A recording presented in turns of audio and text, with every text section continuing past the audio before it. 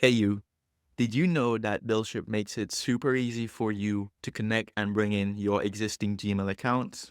Well, if you didn't know, then this is the video for you. Because with BuildShip's Gmail integration nodes, you can perform a number of useful actions, such as searching for emails, retrieving attachments from your emails, sending emails with attachments, sending HTML emails, and so much more. You're going to absolutely love these Gmail nodes and all the automation possibilities they unlock. So let's not waste any more time and get straight to it. To begin, I'll create a brand new workflow. To locate the Gmail integration nodes, we can bring up the nodes library, and then we can scroll down to the Gmail integration group. And if we expand this, you can see that we have a number of Gmail integration nodes for various use cases. To kick off our exploration, we'll add the Get Inbox node. This will allow you to retrieve the most recent emails from your Gmail inbox. We'll add this node to our workflow. And before we can even start doing anything here, you'll notice that we have this red fingerprint icon. This is red because first we need to give BuildShip permission to access our Gmail account. So we'll click this icon, and then here you can see that I have already authenticated with 2 different Gmail accounts. So what I can do here is select the Gmail account I want to use. So I'll select my BuildShip account. And then just to show you what the authentication flow looks like, I'll log out of the selected account. And now that I'm logged out, I can show you what it looks like to add a new account. So you just click Add Account here. And then all you need to do is select the Gmail account that you want to use. I'll just use this one. If it's the first time you're doing this, you might have an additional authentication step to confirm. You can just confirm, and after that, you should be good to go. And then here, all we need to do is make sure we have our Gmail account selected. We can use this node to get the latest emails from our inbox. And with this node, we have a number of controls that we can specify. For instance, the maximum number of emails we want to return is set to 10. We can confine emails to a start and end date using the before and after inputs. And if we expand additional configurations, we have a user ID input here. And the special user ID value here, me, is telling this node to grab emails from my inbox. You can also control the format of the emails returned. But the best way to visualize how this node works is to put it to the test. So what we can do is click this play icon here to test this node. And instead of returning 10, we'll just say 1. And now we can test Get Inbox node. And here's our Gmail response. I'm going to expand this output. And since we selected the format to be minimal, we get a minimal response here.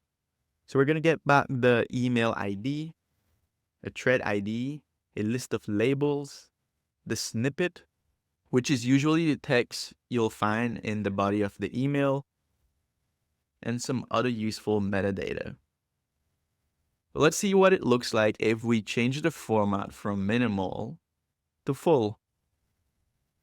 I'll expand the output again, and this time we have a much more complex response.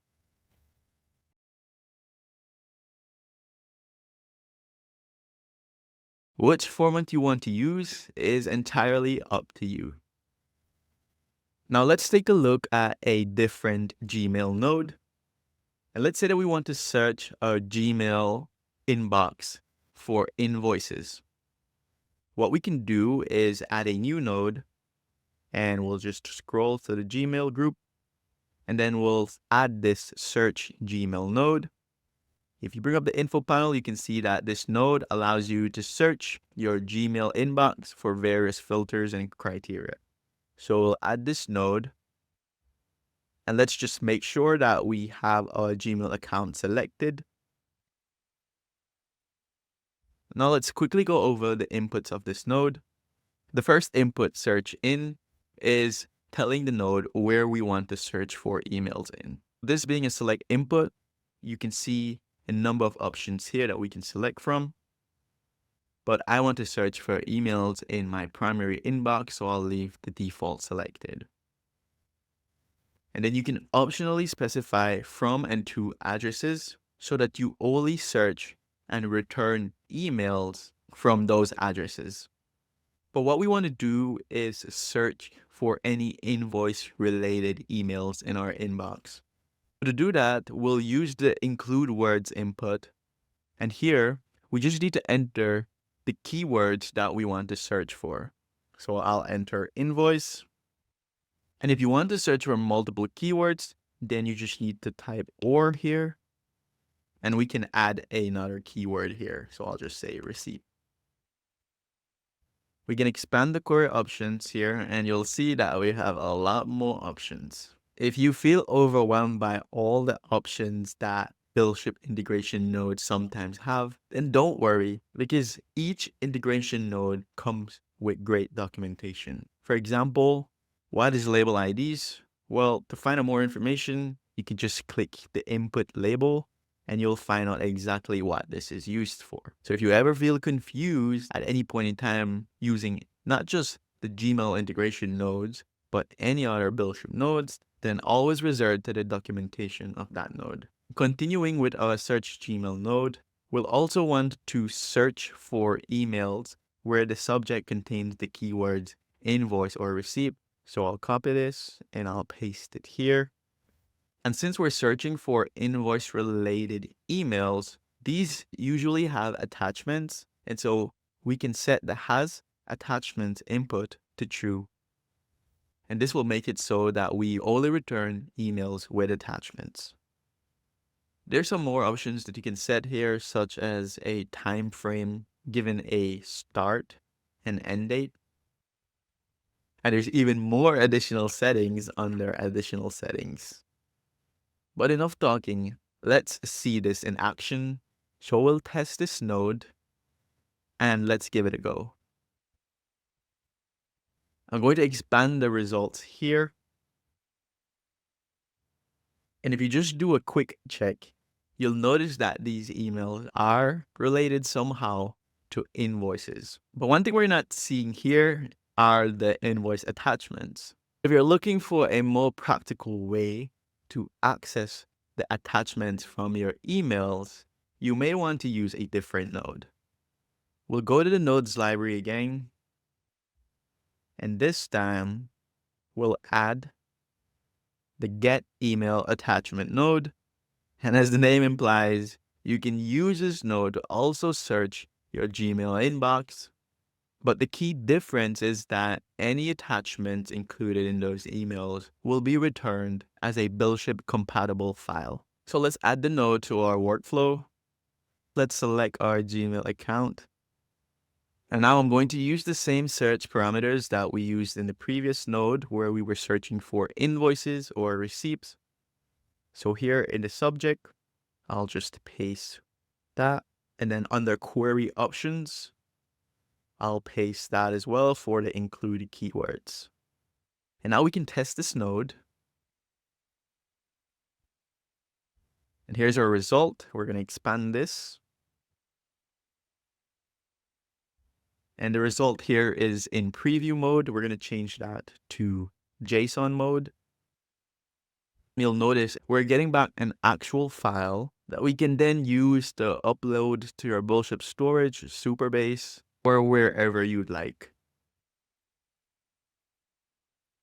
We went through a couple of examples of how you can read and search for emails. But what about sending emails? Let's quickly explore how you can send a regular plain text email and then how you can send an email with an attachment. To get started, we'll go to our nodes library. And then here we'll just add the send email node. We'll just add our Gmail account. And first we need to specify our sender email address. We'll just use the special value here, me, which is a shortcut for specifying my email address. For the recipient email address, I'll enter my personal email address. For the email subject, I'll say, hello world. For the email body, I'll say, how is it going? And now we can test this node. Looks like it worked, but to confirm, I'll go to my Gmail inbox and see if I received the email. And as you can see, I did receive the email. Great. Now let's take this to the next level and see how we can include attachments in our emails. So we'll go back to BuildShip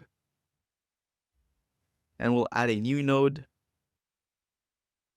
And we'll add the send email with attachment node. We'll just add our Gmail account here. We're going to pass the same input values as our previous node.